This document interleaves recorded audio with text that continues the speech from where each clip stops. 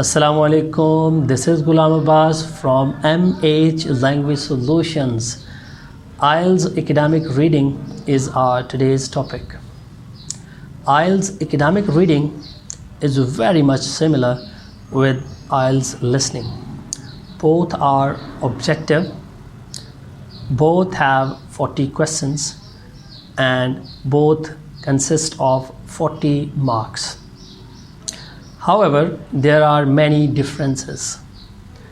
In IELTS reading, there are three parts. We have actually three different reading passages. These passages, they can be general or academic passages. They are taken from different sources, from newspapers, magazines, internet, books, etc.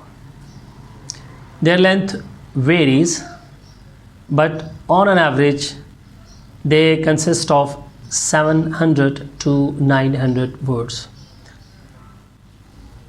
It means that you need to read between, you can say, 2700 to 2900 words in total in your IELTS reading. And this is the biggest challenge. Most challenging thing about IELTS academic reading is that you have to solve all the questions within 1 hour. IELTS reading itself is not complicated, but it's the short time span that makes it challenging. Now, coming to the questions. In each reading passage, there are 13 questions. One of the reading passages, it consists of 14 questions.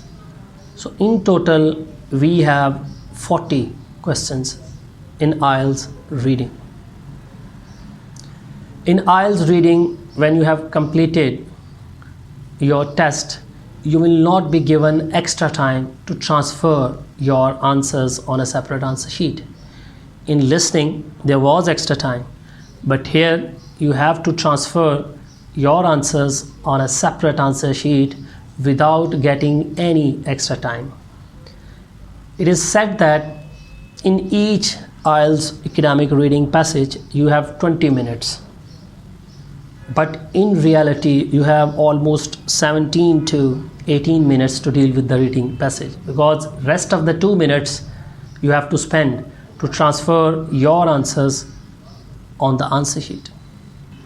If we talk about the questions in IELTS reading, there are different kinds of questions in IELTS reading.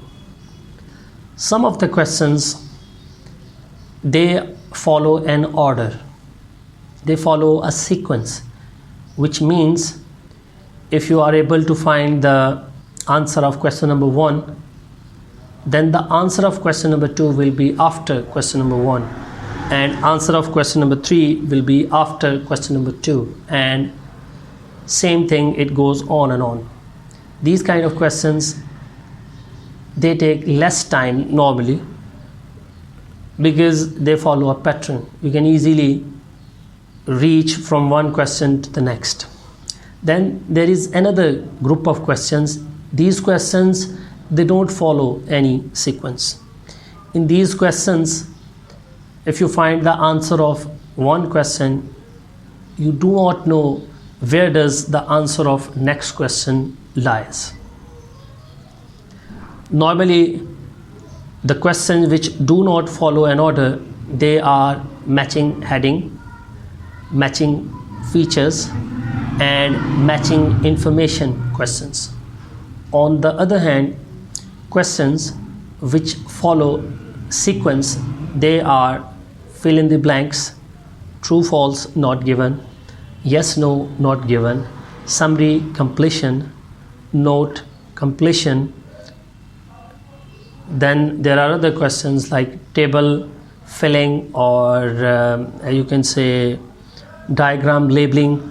All these questions, they come in sequence. Then there are short questions, there are MCQs, they also follow a particular sequence.